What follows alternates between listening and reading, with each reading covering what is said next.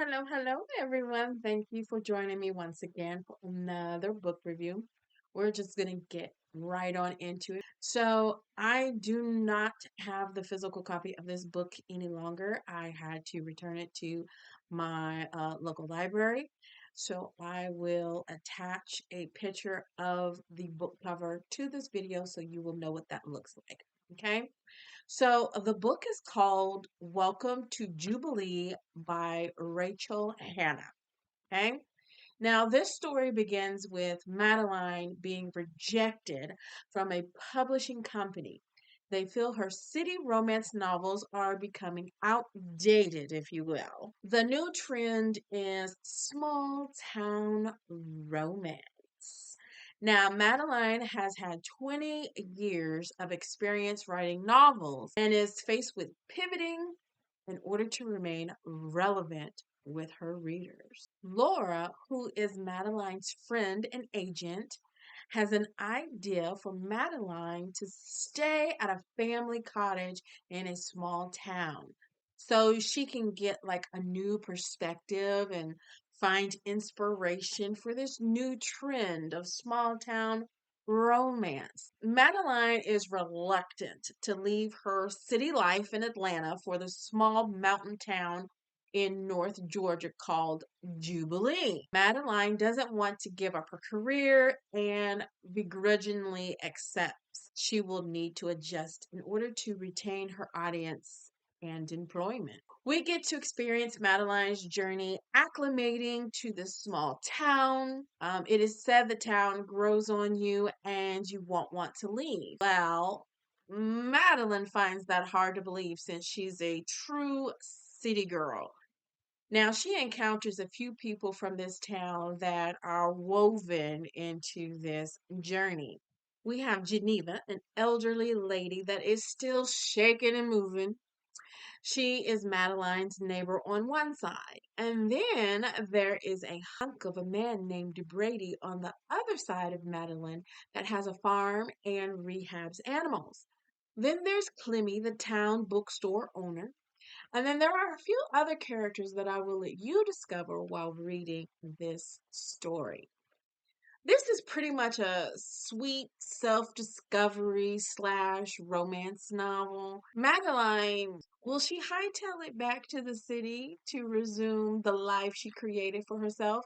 Or venture into the unknown and continue to stay in this small town and see what it has to offer? Will Madeline gain inspiration from her experience and write another book or just give up? Madeline is resistant with romance, even though it's what she writes about. Like, how can you be resistant to love and romance if that is literally what you write about? Will she ever experience the moments that she writes about in her stories? Due to Madeline's previous experiences, will she open up to the idea of love again? Well, you will have to read the book to find out all of those answers and more. There's an excerpt from this book that really stood out for me. It says, two things will save you in life: the prayers you send up and the roots you put down. I felt that. I felt that. This book is what I would categorize as a palate cleanser for me. I did read the physical copy of the book pretty quickly. The book is only 238 pages, so it's a great weekend curl up read. I enjoyed the journey Madeline went on. I was captivated by the descriptions of the town, which I really, really like when authors kind of give you that scenic view of where this story is taking place. So I really do appreciate that. So I like the outdoors, so it was wonderful learning about the whippoorwill. And yes, I did look it up, and this bird does have a song. And sleeping outside in a peaceful space is some good sleep for sure. Okay. So I gave this book a 7 out of 10 because it was enjoyable, but I seen it coming. And there wasn't much of a surprise for me. Now it might be surprises for you, but none for me. It was pretty predictable. But very cute story. I didn't have any like critiques. I mean, it was just a nice, cute story.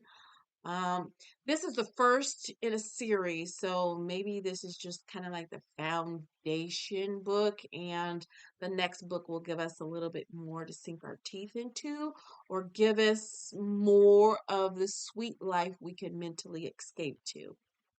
And so there are four more books to follow this one, and the next one is called All Tucked In. So go check that one out too. Libby has this book listed as romance. Hoopla characterized this book as adult fiction, clean and wholesome, and later in life. Storygraph shows this book under fiction and romance, and I would agree with those categories. Um, this is definitely one of those wholesome good reads, very PG. This book doesn't have any discussion questions, and some of the things that you could possibly discuss. How does one change career paths later in life, like 55 and up? Is that even a good time to be starting over in life, or is it just prepare yourself for retirement? Which technically, retirement is a turning point in one's career. So, I guess 55 isn't too late to figure something else out in terms of a career or type of employment that you want. Um, but with that, you better keep in mind your retirement pot. Well, in this economy, hopefully there still will be one, but hey, neither here nor there. Anyway, talk about that. And is waking up at 8:30 a.m. really considered sleeping late or sleeping in, especially if you have a leisure lifestyle?